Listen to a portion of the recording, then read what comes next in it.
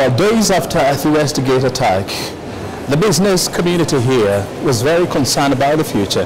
There was an eerie feeling of uncertainty in the air. But 1 year later, when you visit Westlands, the business people here are very optimistic about the future. Probably maybe a pointer that Westland is slowly picking up the pieces and ready to move on. The choice of target appeared designed to visit some of the carnage seen in movies on the region's economic hub, Nairobi. Westgate was a favorite of foreigners and the upper-class cream of the city residents. The plush mall with its sushi restaurants, European-style cafes, high-end boutiques and trendy movie theaters was the city's newest weekend destination. Westgate was and still is a testament to Kenya's growing middle class and consumerism culture, which has seen shopping malls sprouting in many parts of the country. The attack happened at the height of Kenya's tourism season, leading to cancellation of flights and hotel bookings. One of the hardest hit was the Sankara, Jacaranda and Mayfair hotels, which suffered low business volumes. According to the chairman of the Kenya National Chamber of Commerce and Industries, Kiprono Kitoni, the plan by the attackers was to leave a lasting economic and social dent on the economy of Westlands. It can never be business as usual. And my suggestion is, the way America, enhanced its levels of vigilance after 9/11. In Kenya, we must have the same. It must never be business as usual. We must be vigilant. We must continue to remain vigilant. However, Kitoni says due to the enduring spirit of Kenyans, their mission was thwarted midway. Another key installation that was hardest hit was Kenya's oldest and largest shopping mall, Sarit Center, which is situated less than 500 meters from Westgate. Things were difficult because people were scared of coming into the malls and whatever. So we did notice a drop in our footfall in coming into the mall. But say in November last year, people started having more confidence and things started getting back to normal. The mall had to close down for 2 days due to security fears. The attack led to the upgrade of security surveillance in many shopping malls with deployment of high-end scanners and extra security personnel. However, due to heightened security arrangement which has restored customers' confidence, business has normalized to pre-attack period. In the first 2 months or so, the numbers of customers coming into the malls were probably down 15–20%. We have footfalls of 25,000 plus every day. So you can see 5,000 people makes a big difference. Some of the clients whose business was disrupted at Westgate have moved to other premises within Westlands.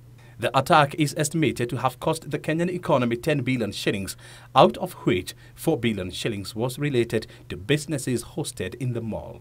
The government needs to establish a disaster fund that will look into helping business people relocate, business people find their feet after disasters such as the Westgate. Mark & Moore Solutions, an IT company, used to service electronic equipment for most companies located in the mall.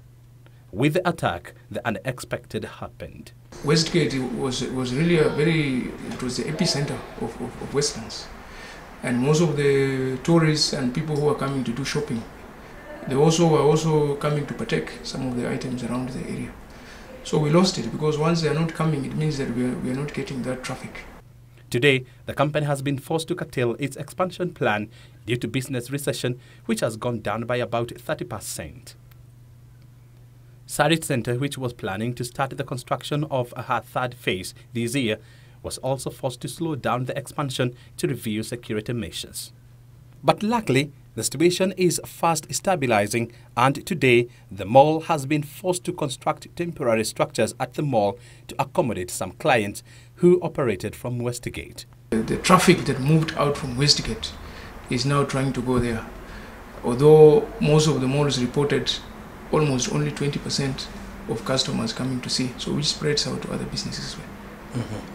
Though the owners of the mall received hefty compensation from international insurance companies which cover terrorism incidents, some of the small firms that manage their business from the mall are yet to receive any compensation, since most underwriters in the country do not cover terrorism and political risks. Reconstruction of the mall has started, albeit slowly, and it is expected to take at least 1 year before it is opened again to the public. When Westgate was working, we used to have some more clients coming here. As you can see, even the traffic is flowing. When Westgate was working, there was a very big traffic stand up here. Yeah. The Committee on the Rapid Restoration of Westgate, chaired by Nairobi Governor Evans Kidero, recommended that the government fast-track the restoration of the mall, ensure that Westgate business are restored immediately, and to assist in topping up where there was no insurance coverage. Today, almost 10 months later, the investors are yet to hear from the government. We are taking up the matter ourselves, the chamber. We want to ask questions why it has taken so long for the proposals to be implemented.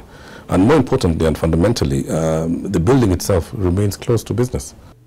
At Westgate today, bullet holes are still visible on the boarded-up building, and ornamental plants appear to have grown wild around the terrace cafes where Kenyans and foreigners once mingled freely for coffee and wine. A walk around this commercial and entertainment district of Nairobi reveals a picture of a town that was ravaged by the events of the year 2013, but which is fast picking up the pieces. New skyscrapers dot the skyline, while gigantic earth-movers are busy building new ones, a sign that Westlands is indeed ready and rearing to go.